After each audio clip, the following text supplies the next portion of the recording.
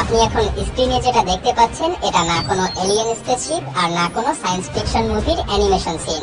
এটা হলো Steve jobs বা অ্যাপেলের সেই প্রোডাক্ট যেটা কেউ কখনো কিনতে পারবে না।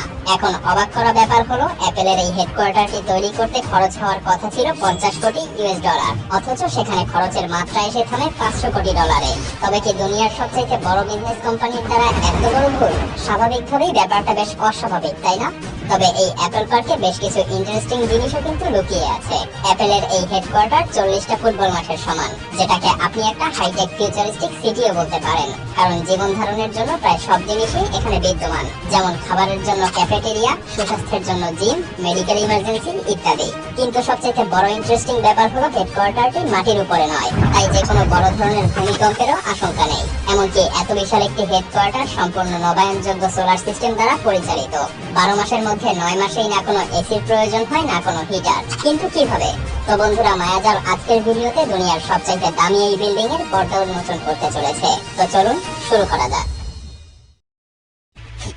And we come up with a design that puts 12,000 people in one building. এটা ছিল স্টিভ জবসের স্বপ্ন, যেটা তিনি 2011 সালে সিটি কাউন্সিলের সামনে বলেছিলেন। কিন্তু এই স্বপ্ন তার ছিল 2004 সাল থেকেই। মূলত তিনি তার কর্মচারীদেরকে এমন একটা পরিবেশ দিতে চাচ্ছিলেন যেখানে পরিবেশ আর বিল্ডিং এর মাঝখানে কোনো ক্রস লাইন থাকবে না। নিজের তৈরিকৃত প্রোডাক্টস এর মতো সে এমন একটা হেডকোয়ার্টার বানাতে চেয়েছিল যেটা আগামী কয়েক দশক পর্যন্ত পরবর্তী কোম্পানিগুলোকে ইন্সপায়ার করতে পারবে, এবং জবস সেটা করেও দেখিয়েছেন তার জীবনের শেষ কিছু সময়ে। তবে তিনি তার স্বপ্নকে সত্যি হতে দেখে যেতে পারেননি। অক্টোবর 2011 সালে অ্যাপলকে টিম কুকের কাছে হস্তান্তর করে তিনি পৃথিবী থেকে বিদায় নেন। কিন্তু অবাক করা বিষয় হলো এই ক্যাম্পাসটি তৈরি করার পূর্বে সে $50 কোটি খরচের একটা অনুমান করলেও 8 বছর পর ক্যাম্পাসটি যখন পুরোপুরিভাবে তৈরি হয়ে যায় তখন এর খরচের মাত্রা গিয়ে দাঁড়ায় $5 বিলিয়ন, অর্থাৎ $500 কোটি।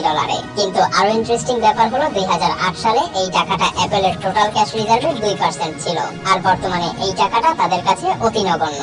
কারণ অ্যাপল বর্তমানে $2.08 ট্রিলিয়ন সাথে সাথে দুনিয়ার সকল বিলিয়নার্সদেরকেও পেছনে ফেলে দিয়েছে।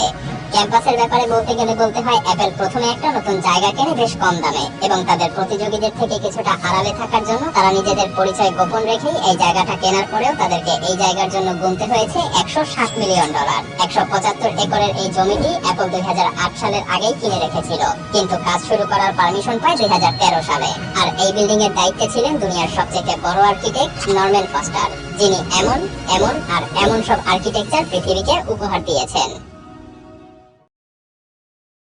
2017 সালে যখন অ্যাপেলের ওপেনিং হয় তখন দুনিয়া জুড়ে শুধুমাত্র অ্যাপেল পার্কেরই গুণগান চলছিল। অ্যাপেল পার্কে মানুষ রিং অথবা স্পেসশিপ নিকনেমও দিয়ে থাকে। এই গোলাকার বিল্ডিংটায় 2.8 মিলিয়ন স্কয়ার ফিটের অফিস স্পেস আছে, যেখানে অনায়াসেই 12,000 কর্মী কাজ করতে পারে। এই বিল্ডিং পৃথিবীর সবচেয়ে বৃহত্তম কার্ভ গ্লাস প্যানেল দিয়ে তৈরি, আর প্রায় 3000 গ্লাস প্যানেল দিয়ে বেষ্টিত। এই ক্যাম্পাসের বাইরে এবং ভেতরে দুই পাশেই গ্যালারির মতো জায়গা রাখা হয়েছে, যাতে কর্মচারীরা বের হতে বা প্রবেশ করার সময় হাঁটতে হাঁটতেই এই ক্যাম্পাসের সম্পূর্ণ সৌন্দর্য উপভোগ করতে পারে। তবে অ্যাপল পার্ক কিন্তু শুধুমাত্র এই বিল্ডিং এর জন্যই বিশ্বজুড়ে বিখ্যাত না। এই ক্যাম্পাসে 3 লাখ স্কয়ার ফুটের 2টা রিসার্চ ডেভেলপমেন্ট বিল্ডিংও রয়েছে, যেখানে 2000 জন কর্মী একসাথে কাজ করে। সেই সাথে অ্যাপল তার কর্মচারীদের ফিটনেসের কথা চিন্তা করে বানিয়েছে 1 লাখ স্কয়ার ফিটের একটি ওয়েলনেস সেন্টার, যেখানে ইয়োগা থেকে শুরু করে সব ধরনের লেটেস্ট ফিটনেস মেশিন রয়েছে। সেই সাথে এখানে রয়েছে একটি ভিজিটিং বিল্ডিং, আন্ডারগ্রাউন্ড পার্কিং এবং অডিটোরিয়াম। ভিডিওর শুরুতে আমরা বলেছিলাম অ্যাপলের এই বিল্ডিংটি কিন্তু মাটির উপরে দাঁড়ানো নয়। তো এখন প্রশ্ন হলো, মাটি নয় তাহলে কি 12,000 এমপ্লয়ি নিয়ে এটা হাওয়ায় ভেসে আছে? না, অ্যাপল কোম্পানি এখন সেই প্রযুক্তির ছোঁয়া পায়নি। এই বিল্ডিংটি বানানো হয়েছে বেজ আইসোলেশন টেকনোলজি দিয়ে, অর্থাৎ এই বিল্ডিংটি 692টি স্টেইনলেস স্টিল প্লেটের উপরে দাঁড়িয়ে আছে, যা অনেকটা এভাবে কাজ করে। তার মানে পুরো বিল্ডিং এই প্লেটস গুলোর উপরে দাঁড়িয়ে থাকে, আর যা কিনা যে কোনো প্রাকৃতিক বিপর্যয়ের সময় 4 ফিট পর্যন্ত কোনো ক্ষয়ক্ষতি ছাড়াই যে কোনো ডিরেকশনে মুভ করতে পারে। শুধু তাই নয়, এই প্রযুক্তি এতটাই কার্যকরী যে প্রায় 8-এর বেশি ম্যাগনিটিউড ঝটকাকেও সহজে নিয়ে নিতে পারে। আর অ্যাপলের এই বিশাল ক্যাম্পাসকে সুরক্ষিত রাখতে স্টিভ জবস নিজেই এটাকে পছন্দ করেছিলেন। তবে জাপানের এই প্রযুক্তিটি শুধুমাত্র অ্যাপলের মেইন বিল্ডিং না, বরং অ্যাপল পার্কের অডিটোরিয়াম, যাকে স্টিভ জবস থিয়েটার বলতো, সেখানেও ব্যবহার করা হয়েছে। এই অডিটোরিয়ামটি স্পিকারবিহীন 155 ফিট জায়গার উপরে মেটালিক কার্বন ফাইবার দিয়ে তৈরি করা হয়েছে। একসাথে 1000 লোক ধারণ করার পরেও পুরো জায়গাটাকে আপনার খালি বলেই মনে হবে না। অ্যাপলের কাছে কোনো জাদুবিদ্যা নেই যার ফলে এমনটা মনে হয়। আসলে থিয়েটারের আসল রূপ গ্রাউন্ড ফ্লোরে, উপরে শুধু এই কাচের দেয়াল। সিঁড়ি বা লিফট ইউজ করে নিচে যাওয়ার পরে লবি দেখা যায়, যেখানে রয়েছে স্টিভ জবস থিয়েটার। এখানে 1000 মানুষ একসাথে বসতে পারে। এখানকার প্রতিটা লেদার চেয়ারের দাম $14,000। শুধুমাত্র এটাই না, অ্যাপেল পার্কের প্রতিটা জিনিসই অনেক দামি। এমনকি তাদের কাছে পিৎজা রাখার জন্য নিজস্ব পিৎজা বক্সও আছে। কিন্তু অ্যাপেল পার্কের সবচেয়ে বড় ইন্টারেস্টিং জিনিস কি তাহলে? আসলে এটার নামেই সেই ইন্টারেস্টিং জিনিসটি লুকিয়ে আছে, মানে অ্যাপেল পার্ক। এটা আসলে একটা পার্ক।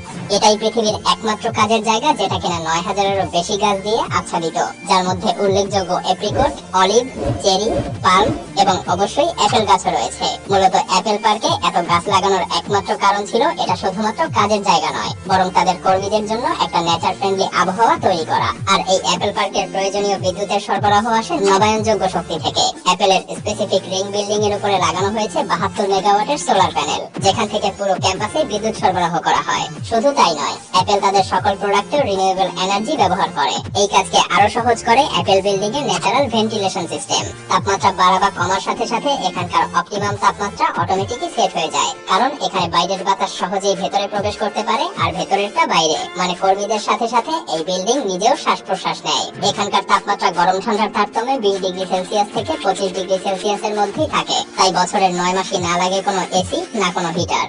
অ্যাপেল গার্ডেনের ক্যাফেটেরিয়া এত বড় যে এখানে একসাথে 4000 লোক ফুড এনজয় করতে পারবে কোনো গ্লাসের মধ্যে আবদ্ধ না হয়ে, বরং তারা ফুড এনজয় করবে নেচারকে উপভোগ করতে করতে। এছাড়াও এখানে রয়েছে 3.2 কিলোমিটার রানিং পাথ, 1000 সাইকেল, এমনকি এখানে আন্ডারগ্রাউন্ড পার্কিং সিস্টেমও রয়েছে, যেখানে 14000 গাড়ি পার্ক করা যায় যাতে করে বাইরের সৌন্দর্য নষ্ট না হয়। আরো রয়েছে একটা যোগা সেন্টার এবং 2টা ফিটনেস সেন্টার। সেই সাথে ক্যাম্পাসের সৌন্দর্য আরো বাড়ানোর জন্য এর সেন্টারে রয়েছে রংধনুর মতো একটি স্থাপনা। এই রংধনুর কালার অ্যাপেলের পুরনো লোগোর মতোই ইউজ করা হয়েছে। এরপর আসে অ্যাপেলের ভিজিটিং সেন্টার, যেখানে আপনি আপনার আইপ্যাডে সহজেই অ্যাপেল পার্কের পুরো একটা রিয়েল ভার্সন দেখতে পাবেন। 10,000 ফুটের এই এরিয়াতে রয়েছে অ্যাপেলের সব ধরনের লেটেস্ট প্রোডাক্ট, যেখানে 1916 সালে বানানো একটি বার্নও আছে। অ্যাপেল যেটাকে মেইনটেনেন্স টুল রাখার জন্য ব্যবহার করে। আপাত দৃষ্টিতে এটা আসলে শুধুমাত্র কাজের জায়গা নয়, বরং এটা একটা অ্যাপেল সিটি। এখন আপনারাই বলুন, অ্যাপেল এই পার্ক বানানোর আগে যে মিসক্যালকুলেশন করেছিল সেটা করা স্বাভাবিক নয় কি?